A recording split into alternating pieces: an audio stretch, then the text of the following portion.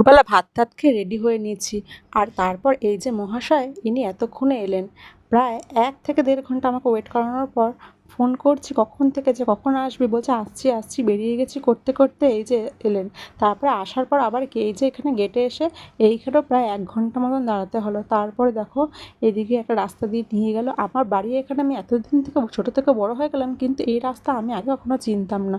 জানি না কোন দিক দিয়ে আমাকে শর্টকাট দিয়ে নিয়ে গেল, বলছে চল এদিক দিয়ে, দেখবি খুব তাড়াতাড়ি যেতে পারবো। যাই হোক, আজকে বেরিয়ে পড়লাম করার উদ্দেশ্যে। আসলে আমি বাসে যেতাম, কিন্তু আমার ভাই, এটা হচ্ছে আমার কাকার ছেলে, ও বলেছিল যে আমি কালকে যাবো দিদি, তাহলে আমার সঙ্গে যাস। তাহলে আমি বেশ, তাহলে ঠিক আছে, তাহলে তাই করব।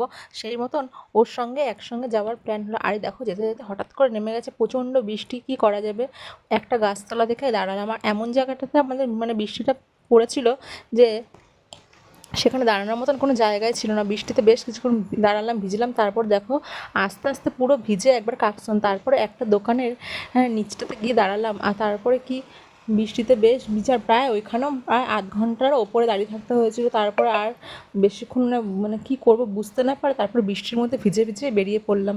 যাই হোক, দেখো আমার দুজনের কী অবস্থা, ভিজে পুরো একবারে যা তা কাণ্ড। দিয়ে তারপরে চলে আসলাম। এই যে ঘুষখোরা প্রায় ঢুকেই পড়েছি।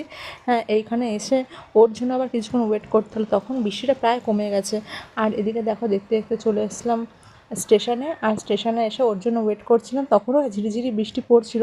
যাই হোক, তারপর দেখো দেখতে দেখতে ও ওইদিকে আসছে, আর ও ওই দিক থেকে একবারে ডাইরেক্ট চলে এসেছিলো।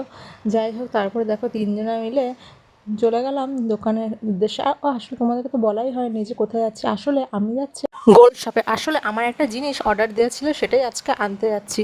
ও সেকেন্ড অ্যানিভার্সারি উপলক্ষে আমাকে গিফট করেছে।